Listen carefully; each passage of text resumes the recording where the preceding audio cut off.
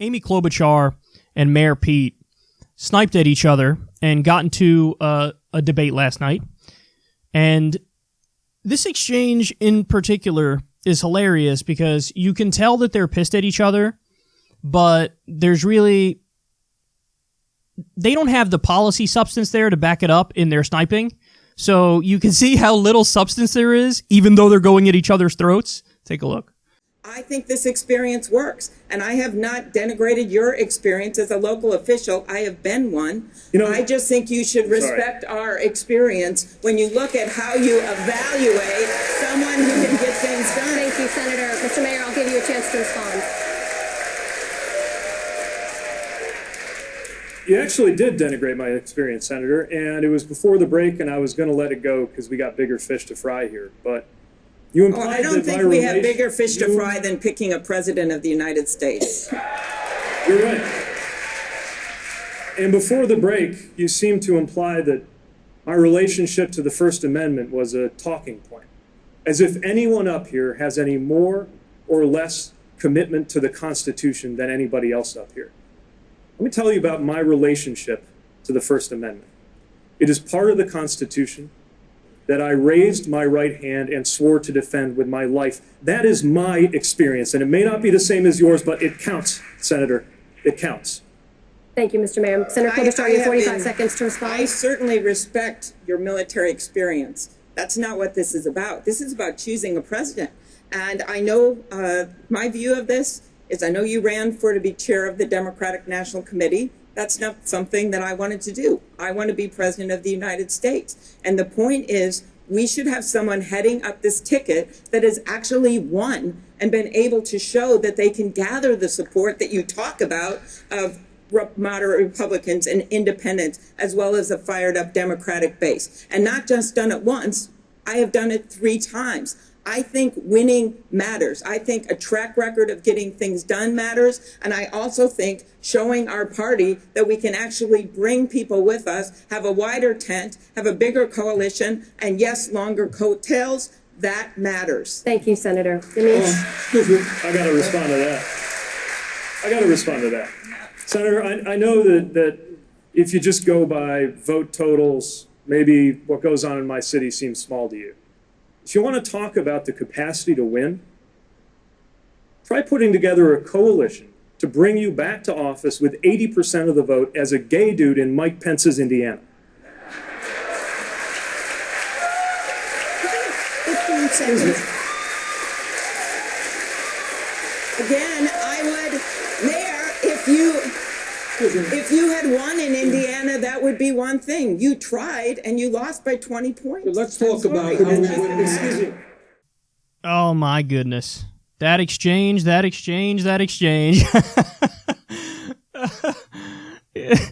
Klobuchar was right at the end there. He's like, you're talking about winning in Indiana. You didn't win in Indiana. You won in South Bend, Indiana, which I believe is a college town, which goes blue all around the country. That goes blue. Man, listen. Pete, when he's in a corner, what did he do? First time he was in a corner, I was a veteran. Respect my experience. That's not relevant to the conversation.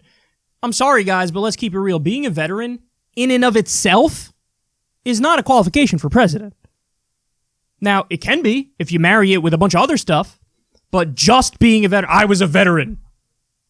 And then,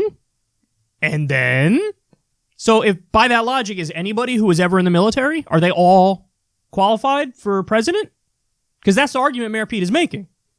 He's like, oh, my experience counts. Why? See, this is what I mean when I say their sniping was like not substantive. Because why are we even having a conversation just about experience? I find that so tedious and so ridiculous. The guy who's president now was a game show host. So it turns out experience in terms of how much it's valued by people, it's non-existent. It's not something that people have high on their list at all. And you could even make an argument that now the more of an outsider you are, the less you've been involved in politics, the more people like you because they think the system is so corrupt that if you've been part of it, you're tainted by it. So even having the conversation of experience is silly, but it does say something that, like, when he feels like he's in a corner, because she's saying, oh, I have the experience, you don't. He goes, yeah, well, I was a veteran. I swore an oath to lay down my life to protect the Constitution. These are really they're really underhanded, weird, misleading arguments. They're just slimy. They're not it's going back to the old playbook of oh, if I say I'm a veteran, she can't respond to that. And then at the end, what did he do? Again, in a corner, I'm gay. How is that relevant to the conversation? How's that relevant? Man. Don't tell me he's not trying to take shortcuts, because that's exactly what that is. He's trying to take shortcuts. Okay, but now to Cloud Boot Jar, because I'm not, no fan of her. She's the one who starts the conversation about experience. Hillary Clinton was probably one of the most experienced presidential candidates ever, and she got her ass handed to her by a game show host. So again, not necessarily the most important thing. Then the conversation just becomes, oh, I can win. Klobuchar's, and she said this throughout the debate, oh, I could win because I'm from the Midwest. And then your geographic location is not an argument in your favor. I'm floored by the fact that they managed to go back and forth for an extended period of time there. And at no point was healthcare mentioned. At no point was the economy mentioned or jobs. At no point was foreign policy, war mentioned.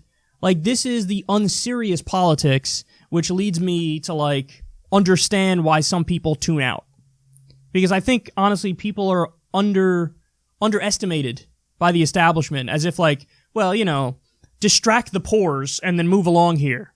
Just get the peasants to fall in line and then move along here. It's no, people actually are probably watching this and listening to this thinking, oh, who could help improve my life situation? Myself and my neighbors. But instead it's, my experience. Oh yeah? The Constitution. I was a veteran.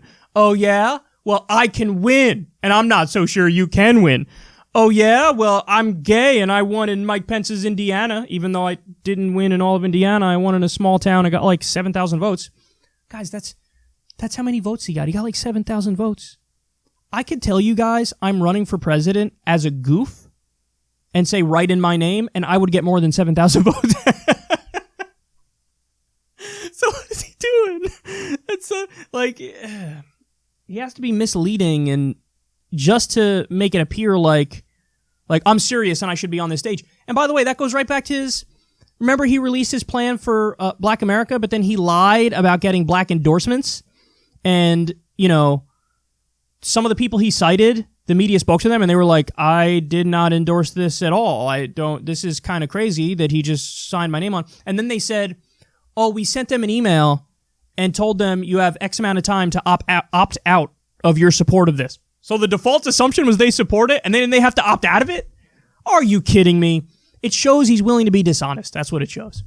And it's just funny when you have two giant egos clashing like these two, but they don't really have much to say. So they're just making noises and not really advancing any particular cause. It really does lead you, it does this for me for sure. It leads me to really recognize and appreciate the four candidates. Bernie Sanders, who obviously is running on Medicare for all and reducing income inequality and getting rid of the corruption. Those are his big things. Andrew Yang, who's running on UBI. Agree or disagree with it, you know what he's running on. You know it. Tulsi, who's running on ending the wars. And Warren, who's running on her wealth tax and regulating Wall Street. Now, I have many disagreements with Warren, but still, at least I know what she's running on. These two, it's just pick me because I'm me. I don't give a fuck. I don't give a fuck. What do you want me to tell you? I don't care.